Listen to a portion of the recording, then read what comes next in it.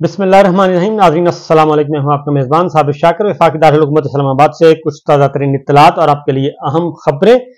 सूरत हाल बदस्तूर कशीदा, match जारी है और मैच बड़ा सख्त हो चुका है। पाकिस्तान तहरीक इंसाफ के chairman Imran Khan give up करने के लिए बिल्कुल तैयार नहीं है। आखिरी बॉल तक लड़ना चाहते हैं और आखिरी बॉल 8 फरवरी को होगी और वो बॉल जो है, वो जो गेंद होनी है, वो पाकिस्तान के 8 करोड़ अवाम स्टेडियम में निकलेंगे और 8 करोड़ अवाम पाकिस्तान के अगर स्टेडियम में निकल आए तो वो आखिरी बॉल जो है वो एक कील की तरह साबित होगी और वो ठोंक दी जाएगी उन तमाम माफियाज की गर्दन में, उनके पंजों में, उनके हाथों में, उनकी टांगों में, जो कि पाकिस्तान के निज़ाम को हाईजैक करना चाहते हैं, पाकिस्तान में फस्तायत चाहते हैं, आमरीत चाहते हैं, गैर आइनी और गैर कानूनी हुकूमत चाहते हैं।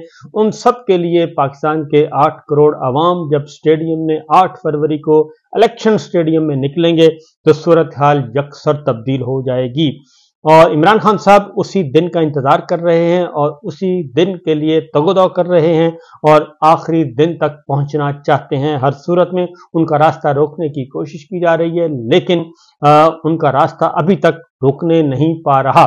उसकी वजह यह है कि सिस्टम में जहां गंदे लोग मौजूद हैं, वहां पे बहुत ही अच्छे और बहुत ही अच्छे लोग भी मौजूद हैं, जो कि अपनी जिम्मेदारियों को समझते हैं और अपनी अखलाकी, कानूनी, आईनी जिम्मेदारियों को समझते हैं और जो कुर्बानियां देना भी जानते हैं। इसलिए मैच बहुत ही टफ और बहुत ही सख्त मरहले में दाखिल हो चुका है।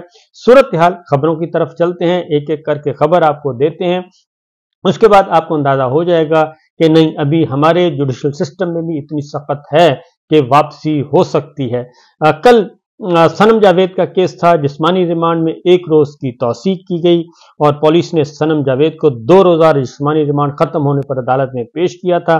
तो सनम जावेद के वकील ने जिस्मानी रिमांड की मुखालफत की थी, 1 दिन का जिस्मानी रिमांड और दिया है। इसका मतलब है आज तक उनका जिस्मानी रिमांड खत्म हो जाएगा, जुडिशल रिमांड में चली जाएंगी और फिर उनकी बेल होगी, जमानत होगी। और ये जमानत मैं मुझे पूरे वसूख से कह सकता हूं कि ये जमानत इलेक्शन से पहले हो जाएगी। वो इलेक्शन कैंपेन चलाएंगी और उनके कागजात नामजदगी मुस्तरद किए गए हैं। कल उनसे जब बात की, एक लम्हे के लिए चंद सेकंड की गुफ्तगू कैमरा रिकॉर्ड कर सका, तो उन्होंने कहा कि मैं बिल्कुल जब भी जेल में रहूं या बाहर रहूं, मैं मरियम नवाज के मुकाबले में इलेक्शन लड़ूंगी। इनको चाहिए मुझे बाहर निकालें, बाहर नहीं निकालें, मेरे कागजात मंजूर करें। और इतना डरने की क्या जरूरत है, मैं तैयार हूं, मैं नहीं डर रही तो वो क्यों डर रही हैं। मैं तो कल की एक बिल्कुल एक ऐसी सियासी मैदान में बिल्कुल कम उम्र और अनट्रेंड और ना तजर्बाकार एक खातून हूं, तो मेरा मुकाबला करें। दूसरी जानिब उमर डार की वाजियाबी के लिए कल लाहौर हाई कोर्ट में मुकदमा लगा। एक तो खुर्रम लतीफ़ खोसा के बारे में फैसला आया, उनको शाम तक हथकड़ियां खुलवा के अदालत से ही रिहा करवा दिया गया। सरदार लतीफ़ खान खोसा अपने बेटे को लेकर चले गए। दूसरी जानिब उमर डार, उस्मान डार साहब के भाई, उनकी वालदा आपको मालूम है इलेक्शन लड़ रही हैं। ख्वाजा आसिफ साहब के मुकाबले में उनके कागजात रिजेक्ट करवा दिए गए हैं और उमर डार को अगवा कर लिया गया है। कल लाहौर हाई कोर्ट ने वाज़ेह तौर पर खबरदार किया कि आईजी को कहा कि जी वो बंदा पेश करें और अगर नहीं कर सकते तो फिर उनको टाइम दिया। उन्होंने कहा जी ये आपके पास टाइम है, अगर उमर डार बाजियाब ना हुए तो फिर मुकदमा दर्ज किया जाएगा और मुकदमा चूंकि उनको इलाका कोई और, मुकदमा किसी और थाने में, और उनको कैसे अगवा किया गया, कैसे गिरफ्तार किया गया, तो उन्होंने कहा जी मुकदमा होगा और फिर आप पे होगा। और दूसरी जानिब पेशावर हाई कोर्ट में आज बहुत ही दिलचस्प मरहला हुआ, क्योंकि इंट्रा पार्टी इलेक्शन के खिलाफ और बल्ले का निशान वापस लिए जाने के खिलाफ जो फैसला सस्पेंड किया हुआ है, पेशावर हाई कोर्ट ने आज इलेक्शन कमीशन की अपील थी, उसकी समाअत की पेशावर हाई कोर्ट के जस्टिस एजाज अली खान साहब ने। और एजाज खान साहब के सामने जो एक दिलचस्प मरहला आया, पेशावर हाई कोर्ट पेशावर के एडवोकेट जनरल यानी कि खैबर पख्तूनख्वा के एडवोकेट जनरल ने कहा कि इस मुकदमे में हमारा कोई लेना देना नहीं, हम इस मुकदमे में फरीक नहीं बनना चाहते। यानी वो बिल्कुल बरी जिम्मा उन्होंने कहा जी हम हुकूमत हैं, हमारे लिए तमाम बराबर हैं, बल्ले का निशान वापस लेना है नहीं लेना ये हमारा सरोकार नहीं, हम बल्ले का निशान वापस लेने की मुखालफत नहीं कर सकते। और बल्ले का निशान वापस लेने की حمایت یا مخالفت نہیں کر سکتے. ہمارے لیے سیاسی جماعتیں سب کی سب برابر ہیں اور اس مقدمے میں ہم تو نگران ہیں. ہمارا کام الیکشن کروانا ہے, ہمیں اس مقدمے سے الگ کر دیں. یہی بات وفاق کے وکیل نے بھی کہی اور انہوں نے بھی کہا کہ ہمارا اس سے کوئی لینا دینا نہیں, ہم نگراں حکومت ہیں. لہٰذا انہوں نے عمران خان صاحب کے خلاف, پاکستان تحریک انصاف کے خلاف, بلے کے نشان کے خلاف اور انٹرا پارٹی الیکشن کے خلاف فریق بننے سے انکار کر دیا اور انڈائریکٹلی کہا کہ جناب یہ الیکشن کمیشن کی ذاتی پرخاش ہے, کوئی ذاتی رنجش لگتی ہے, ہماری نہیں ہے. تو الیکشن کمیشن کے وکیل وہاں پہ تنہا آئسولیشن میں ہو گئے اور اکیلے رہ گئے, تنہائی کا شکار انہوں نے وہ ہوئے وہاں پہ. لہٰذا فیصلہ محفوظ کر لیا, کچھ دیر کے بعد فیصلہ آ جائے گا. اس کے بعد یہ تو ہے پاکستان تحریک انصاف کو دبانے کی پوری کوشش کی جا رہی ہے. اور اس وقت جب میں ریکارڈ کروا رہا ہوں تو راولپنڈی ہائی کورٹ بینچ جو ہے وہاں پہ پولیس کی بھاری نفری تعینات ہے اور ایک طرح سے آپ کہہ سکتے ہیں کہ Rawalpindi bench Lahore high court اس وقت پولیس کے محاصرے میں ہے. کل بھی پولیس کا محاصرہ تھا اور جسٹس صاحب کی انٹروین پہ اس کا ختم کیا گیا تھا, پولیس کو دور بھیجا گیا تھا. لیکن آج پھر ہے, وہ اس لیے ہے کہ انٹرا کورٹ اپیلیں الیکشن ٹریبیونل میں اپیلیں آج فائل ہونی ہیں, ان کی سماعت ہونی ہے, امیدواروں نے آنا ہے, وکلا نے آنا ہے. تو کل بھی وکلا کو روکا گیا, آج بھی روکا گیا. کل بھی کیونکہ تجویز کنندگان, تائید کنندگان اغوا ہیں, ان کو سامنے نہیں لایا جا رہا. ان کی بازیابی کے لیے ہائی کورٹس میں مقدمے چل رہے ہیں اور ان کی بازیابی کے لیے اور پھر جو آروز ہیں وہ فیصلے نہیں دے رہے, ان فیصلوں کے لیے حصول کے لیے ریٹ پیٹیشنز ہو رہی ہیں. ایک عجب تماشا ہے جو لگا ہوا ہے. یہ تو ہے پاکستان تحریک انصاف کا معاملہ.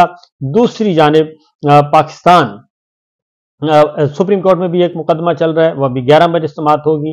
تو ایک اور معاملہ ہے جی کہ صورتحال اس وقت یہ ہے کہ مسلم لیگ نواز کے اندر کیا چل رہا ہے. اصل معاملہ یہ ہے مسلم لیگ نواز کے اندر ٹکٹوں کی تقسیم پہ اچھی خاصی لڑائی چل رہی ہے, کیونکہ پاکستان مسلم لیگ نواز تو ہے ہی لاڈلی, پھر لاڈلوں کے اپنے بھی لاڈلے ہیں اور کچھ لوگوں کو اٹھا کر باہر پھینکنا چاہ رہے ہیں. کوئی مریم گروپ ہے, کوئی شہباز گروپ ہے, کوئی نواز گروپ ہے اور کوئی ڈار گروپ ہے. اس طرح کے مختلف گروپس آئے ہوئے ہیں. تو صورتحال یہ ہے کہ NA 121 پہ لڑائی چل رہی ہے شیخ رحیل اصغر ایاز صادق صاحب کے درمیان, اور لڑائی سے قیادت کہتے ہیں جی پریشان ہے کہ کس کو ٹکٹ دیا جائے اور کس کو نہ ٹکٹ دیا جائے, کیونکہ شیخ رحیل اصغر کا یہ پرانا آبائی حلقہ ہے. وہ کہتے ہیں کہ ہم پارٹیشن سے پہلے بھی یہاں پہ آباد ہیں اور اس حلقے کو ہم نہیں چھوڑیں گے, اور اگر آپ نے ٹکٹ نہ دیا تو ہم آزاد الیکشن لڑیں گے, یہ نہیں چھوڑ سکتا جی میں.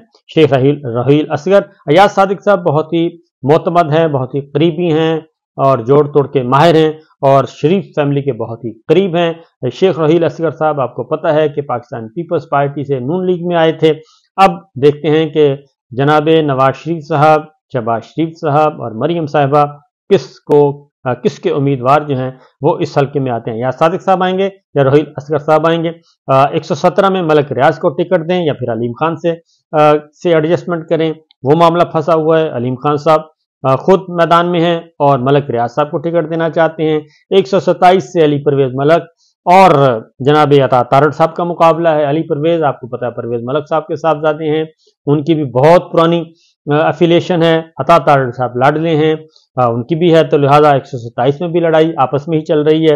اور 119 سے مسلم لیگ نواز کے مریم نواز ہیں اور نون لیگ سے علیم خان صاحب ہیں, وہاں پہ بھی لڑائی. 119 سے امیدوار ہیں نون لیگ, علیم خان کو 117 امیدوار لانے کے لیے تیار ہے. وہاں پہ علیم خان صاحب اور مریم نواز صاحبہ کا میچ پڑا ہوا ہے. اور پھر اگر آپ چلے جائیں فیصل آباد جڑاں والا تو وہاں پر نواب شیر وسیر اور طلال چودھری کے درمیان میچ ہے, اور رانا ثناء اللہ صاحب نواب شیر وسیر کو چاہتے ہیں, طلال چودھری کی مخالفت کر رہے ہیں, کیونکہ طلال چودھری اگر جیت جاتے ہیں وہاں سے اور ان کو ٹکٹ ملتا ہے تو رانا ثناء اللہ صاحب کا گروپ کمزور ہوتا ہے, اور رانا صاحب کا گروپ کمزور ہوگا تو ظاہر ہے طلال چودھری صاحب جو ہیں وہ مریم صاحبہ کے گروپ کے ہیں اور رانا ثناء اللہ صاحب جو ہیں وہ شہباز گروپ کے ہیں. تو یہ ایک میچ چل رہا ہے. تو یہ سچویشن چل رہی ہے, ٹکٹوں کے جھگڑے وگڑے چل رہے ہیں اور سب کچھ ہو رہا ہے. تو یہ ہے جناب معاملہ, اور یہ ہے اب تک کی جو لیٹسٹ اپڈیٹس میں نے کہا آپ کے ساتھ شیئر کروں. اس کے بعد پاکستان تحریک انصاف کے چیئرمین بیرسٹر گوہر علی خان جو ہیں وہ انہوں نے ایک بار پھر یہ کہا ہے کہ انہیں بدترین انتقام کا نشانہ بنایا جا رہا ہے. اور پاکستان تحریک انصاف کو الیکشن سے آؤٹ کرنے کے لیے الیکشن کمیشن آف پاکستان جو ہے وہ اپنی انتہائی بغض اور انتقام کی انتہائی حدوں کو چھو چکا ہے، اور ریٹرننگ افسروں نے جو کچھ کیا اس بارے میں انہوں نے کہا کہ ریٹرننگ افسروں نے جس طریقے سے کنڈکٹ کیا ہے تو ہمارے خدشات بالکل درست ثابت ہوئے۔ جو لاہور ہائی کورٹ میں ہماری پیٹیشن تھی، انہوں نے چیف جسٹس آف پاکستان جناب جسٹس قاضی فائز صاحب سے اپیل کی ہے کہ وہ سو موٹو نوٹس لیں اور اس معاملے کو ٹیک اپ کریں، کیونکہ وقت کم ہے اور مقابلہ سخت ہے، اور ہمیں کاغذات بھی نہیں، ہمیں فیصلے نہیں دیے جا رہے، اور اس لیے نہیں دی جا رہے کہ ہم کوئی اپنی اپیلیں بر وقت فائل نہ کر سکیں، اور اگر ہماری اپیلیں بر وقت فائل نہ ہوئیں ٹائم گزر جائے گا، اور الیکشن کمیشن یہی چاہتا ہے کہ ہمارے بغیر الیکشن شیڈول اناؤنس ہو جائے، حتمی فہرستیں آ جائیں اور ہم 13 جنوری تک ہوا میں معلق رہیں۔ جبکہ دوسری جانب ایک اور کام کیا گیا ہے، پاکستان تحریک انصاف کے امیدواروں کے خلاف مسلسل رہنماؤں کے خلاف انتقامی کارروائیاں عروج پر، اور جلاؤ گھراؤ کیس میں عمران خان، شاہ محمود قریشی، چودھری پرویز الہی سمیت مراد سعید، یعنی کہ کوئی بھی نہیں بچا، 51 رہنماؤں کے خلاف جائیداد ضبط کرنے کا حکم دے دیا ہے، اور یہ اس لیے دیا ہے کہ تاکہ پریشر بڑھایا جا سکے، اور پریشر اتنا بڑھایا جائے کہ ان کا مسئلہ حل ہو جائے، اور یہ سب کچھ ہو رہا ہے۔